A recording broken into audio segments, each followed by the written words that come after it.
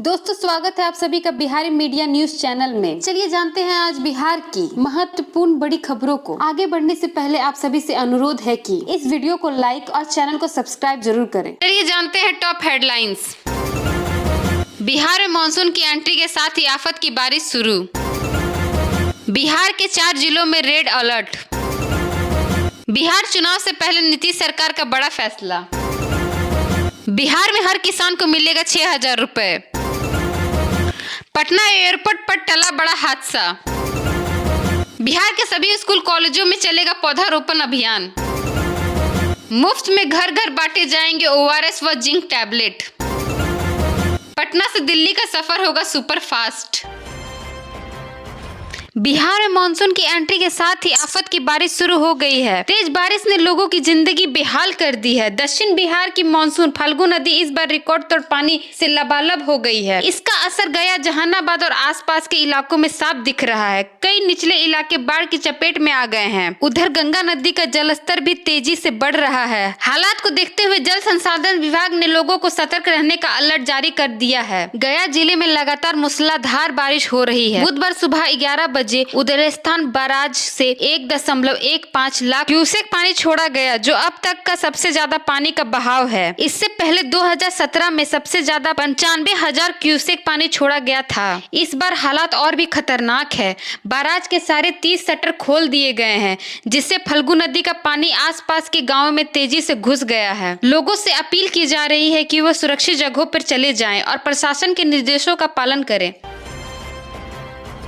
बिहार के 4 जिलों में रेड अलर्ट। बिहार में मानसून अब पूरी तरह एक्टिव हो गया है। एक बार फिर आसमान से आफत बरसने लगी है। पटना समेत दक्षिण बिहार के कई हिस्सों में मूसलाधार बारिश हो रही है और काले बादलों ने पूरे राज्य को घेर लिया है। मौसम विभाग ने बड़ी चेतावनी दी है। मुजफ्फरपुर, सरान, वैशाली और नालंदा जिलों में रेड अलर्ट जारी किया है। यहाँ भारी बारिश, गर्जन और आकाशीय बिजली गिरने की आकांक्षा जताई गई है। लोगों से अपील की गई है कि घर में ही रहें और बाहर जाने से बचें। वहीं कई और जिलों में ऑरेंज अलर्ट जारी हुआ है। पटना, सीतामढ़ी, औरंगाबाद, अरवल, रोहतास, जहानाबाद, गया, बांका, खगड़िया, दरभंगा, मधुबनी, पूर्वी चंपारण, गोपालगंज, सिवान, समस्तीपुर, नवादा, शेखपुरा, लखीसराय और बेगूसराय, यहाँ भी भारी बारिश और वज्रपात का खतरा बना हुआ है। मौसम वैज्ञानिकों के मुताबिक दक्षिण और पश्चिम बिहार में कम दबाव का क्षेत्र बन चुका है।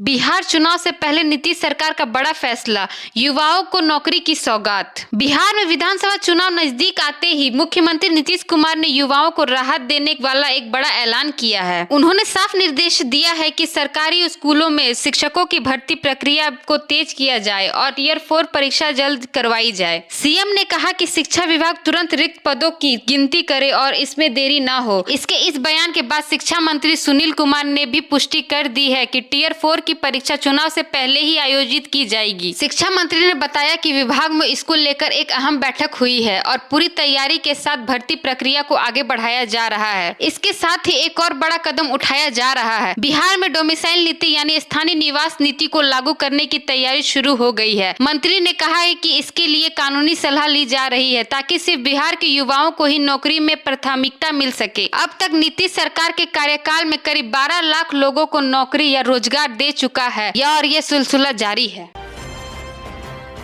बिहार के किसानों को मिलेगा 6,000 रुपए। रोहतास जिले के किसानों के लिए खुशखबरी है। कृषि विभाग ने पारंपरिक और खुशबूदार सोनाचूर धान की खेती को बढ़ावा देने के लिए एक नई योजना शुरू की है। इस योजना के तहत जो किसान सोनाचूर धान की खेती करेगा, उन्हें प्रति एकड़ 6,000 रुपए की मदद दी जाएगी। राशि 2 किस्तों में मिलेगी। पहली किस्त 3,000 रुपए जब बुआई पूरी हो जाए और खेत का सत्यापन हो जाए। दूसरी किस्त 3,000 रुपए जब धान में बाली निकल आए और दूसरा सत्यापन हो जाए। जिला कृषि अधिकारी राम कुमार ने बताया कि रोहतास की मिट्टी और मौसम सोनाचूर धान के लिए एकदम सही है। इस धान के बाजार में भी अच्छी कीमत मिलती है। इस बाजार 2025 के खरीफ सीजन में जिले में 500 एकड़ में सोनाचूर की खेती का टारगेट रखा गया है। यह योजना सिर्फ रोहतास जिले के किसानों के लिए है और तभी लाभ मिलेगा जब इस कृषि विभाग की तय से प्रक्रिया का पालन करेंगे।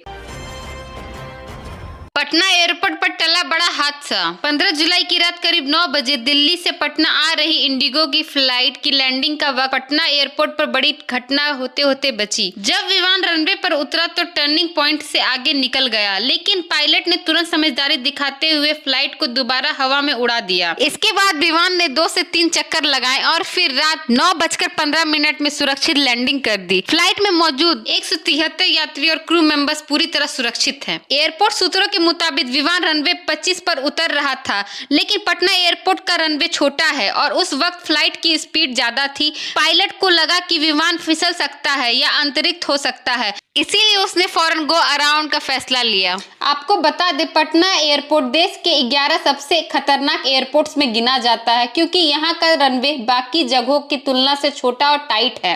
पायलट की सूझबूझ से बड़ी राहत मिली, वरना हादसा हो सकता था। बिहार में 246 नए मार्गों पर चलेगी बसें। पटना, मुजफ्फरपुर, भागलपुर और दरभंगा जैसे बड़े शहरों से अब आसपास के नए कस्बों और गांवों के लिए नई बसें सेवाएं शुरू होगी। परिवहन विभाग ने 246 नए रूटों पर बसें चलाने का फैसला किया है। साथ ही 230 पुराने रूटों में थोड़ा बदलाव भी किया गया है। विभाग ने कहा है कि जो लोग इस फैसले पर कोई सुझाव या आपत्ति देना चाहते हैं, वे 31 जुलाई शाम 4 बजे तक अपनी बात रख सकते हैं। इस सुझावों को विभाग की वेबसाइट पर अपलोड भी किया गया है। इनमें कुछ प्रमुख नए रूट इस तरह हैं: पटना से घोसवरी, हिसुआ, औरंगाबाद, परासी, रामपुर चौक, वंशी, सिंदरी, रामचंद्रपुर बस स्टैंड से नवादा, शेखपुरा से राजगीर बस स्टैंड, नटवर से आरा आदि शामिल हैं। बिहार के सभी स्कूल कॉलेजों में चलेगा पौधारोपण अभियान। बिहार सरकार ने पूरे राज्य में बड़ा हरियाली अभियान शुरू किया है। अब सभी सरकारी स्कूल और कॉलेजों में पौधे लगाने का अभियान चलेगा। हर छात्र को 2 पौधे मुफ्त में दिए जाएंगे ताकि वे खुद पौधारोपण में भाग ले सके। इस अभियान की शुरुआत मुख्यमंत्री नीतीश कुमार ने 13 जुलाई को खुद पौधा लगाकर की थी। सरकार का लक्ष्य यह है कि अगले 3 महीने में 5 करोड़ पौधे लगाए जाएं। इस अभियान में सागवान, महोगनी, सेमल, जामुन, अर्जुन जैसी कई तरह की प्रजातियों के पौधे लगाए जाएंगे। इस अभियान का मकसद है कि वनों की रक्षा करना, हरियाली बढ़ाना, पर्यावरण को संतुलित रखना। इस अभियान को सफल बनाने के लिए पर्यावरण, वन और जलवायु परिवर्तन विभाग ने कई विभागों और संगठनों को जोड़ा है। सरकार की यह पहल न सिर्फ हरियाली बढ़ाएगी बल्कि लोगों को पर्यावरण संरक्षण के प्रति जागरूक भी करेगी। आपको बता दें कि वन विभाग लगाएगा 1 करोड़ 7 लाख पौधे, जीविका समूह लगाएगा 57 लाख पौधे और मनरेगा से लगेगा 1,93,000 पौधे।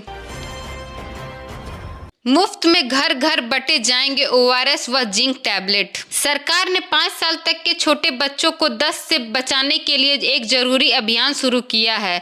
अब जिन परिवारों में छोटे बच्चे होंगे उन्हें ORS और जिंक की किट मुफ्त में दी जाएगी। Civil surgeon doctor Ajay Kumar ने बताया कि इस अभियान के तहत जिले में 10 लाख से ज्यादा ORS पैकेट और जिंक टैबलेट का आशा कार्यकर्ताओं के जरिए घर घर वितरण किया जाएगा। इस अभियान का मकसद है दस्त जैसी बीमारी से बच्चों की मौत को रोकना। आशा दीदी सिर्फ दवा ही नहीं देगी बल्कि हर घर में जाकर बताएगी कि इसका सही इस्तेमाल कैसे करना है। अगर बच्चे को दस्त हो जाए तो तुरंत ORS का घोल और डॉक्टर की सलाह के अनुसार जिंक टैबलेट देना जरूरी है। यह कार्यक्रम 14 सितंबर तक चलेगा। जिला पर्यवेक्षण पदाधिकारी डॉक्टर SK पांडे ने बताया कि इस दौरान पूरे जिले में बच्चों की सेहत को लेकर विशेष ध्यान दिया जाएगा। सरकार की यह पहल बच्चों की जिंदगी बचाने और परिवारों को जागरूक करने की दिशा में एक बड़ा और सराहनीय कदम है।